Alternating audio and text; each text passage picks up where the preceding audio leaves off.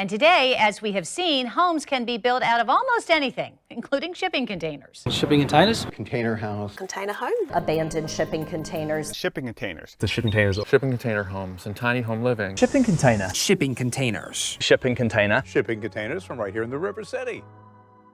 Since the early 2000s, shipping containers have captured the imagination of designers and home builders worldwide.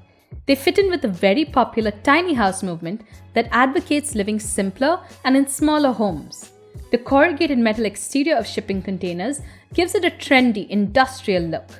Thousands of shipping containers are discarded every year, so there is a sense of being socially responsible and environmentally conscious when one rescues a shipping container from a junkyard and converts it to a home.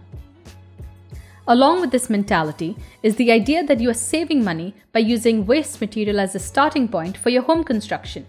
Container homes are marketed as an affordable solution to a standard suburban home. These tiny homes are glamorized all over social media and have a huge following. Architects in particular seem to have a fascination with modularity, and shipping containers can seem to be the solution to all the world's problems. I admit I wasn't immune to this as an architecture student. Design competitions will usually have at least one entry with proposals such as this shipping container skyscraper that would solve the housing problems in the slums of Dharavi in Mumbai, India. 2,500 shipping containers would be stacked at various angles to create this tower, and their proposal indicates that the shipping container units would be delivered via drones. Google searches yield hundreds of wild, crazy ideas that use repurposed shipping containers for a variety of commercial and residential buildings. But if this is the magical solution to all problems, why don't you see shipping container homes everywhere? Well, we're going to dive into 7 issues with this type of construction. First off, the most obvious issue is the size constraints. Standard shipping containers are 20 feet and 40 feet long and 8 feet wide. Most of these containers are 8.5 feet tall, but you can custom order ones that are 9.5 feet tall. To make the shipping container livable, you have to insulate it, add mechanical systems, plumbing, electrical systems, sprinklers, and flooring, so you lose up to a foot of the total height and 6 inches off each side, which leaves you with a very tight box. Most people who renovate these shipping containers usually order more expensive custom 9.5 feet tall containers like Benjamin Uyeda did for his home in Joshua Tree, California. Since there is barely any wiggle room in height, Mr. Homemade Modern chose to cut into the metal floor joists for his plumbing work. This brings us to the second issue. A metal shipping container works as a system. The idea that every part of this box is structural is false. Every single cut that you make for plumbing, windows, doors, roof openings into its structural frame or corrugated metal siding compromises its strength, so you have to reinforce it with metal or wood. Also, to add insulation to the inside of the container, you have to frame out your walls with wood, finish the interior with drywall, just like you would on a typical home construction.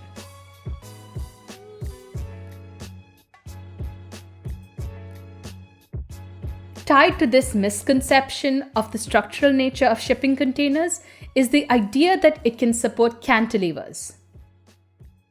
Shipping containers are meant to be stacked on top of each other like Lego building blocks. The second you don't stack the containers on corners, you need to reinforce the containers with heavy, expensive steel beams. The 4 corner posts of containers should align with the corner posts of the container above or below it to be the most secure. The rails at the top and the roof of the container are not structural at all. The roof of the container is made of light-cage steel and will dent easily if you step on it. The only structural parts are the corner posts. So all those double-wide container homes that you see on YouTube with an entire sidewall blown out to make more space have had expensive steel reinforcement. At that point, you are using the shipping container just for the corrugated metal aesthetic and nothing else. The third issue with these shipping container homes is the thermal conductivity of steel. It's not a good insulator, so you can expect the inside of these containers to get very hot in summer and very cold in winter. If you insulate the inside of these containers, there will be a big temperature difference where the hot air from the outside meets the cold inside air or vice versa, which can cause mold and rot inside the home. The logical thing to do is to insulate the outside of these containers and add additional cladding like this couple did, but then you lose the appealing corrugated metal aesthetic. The fourth issue is the health risks that come with buying old shipping containers. You can track down the locations that the container has been to around the world, but you can't track exactly what it has carried. So it could have carried toxic chemicals such as pesticides or fumigants, and the contents could have leaked into the wooden floorboards. For that reason, some states like California only allow single-use containers to be repurposed into homes, so that you can track exactly what it has transported. Also, the paint used on these shipping containers is meant to withstand the harsh conditions out in the oceans, so it can contain phosphorus and chromium and other carcinogenic elements. Fifth, this type of building is not the best in all locations. It might make sense in coastal regions near port cities where a shipping container is readily available. But if you are inland, the cost to transport it all the way to your plot of land is not logical. Also, building with native materials is the most eco-friendly and cost-effective method.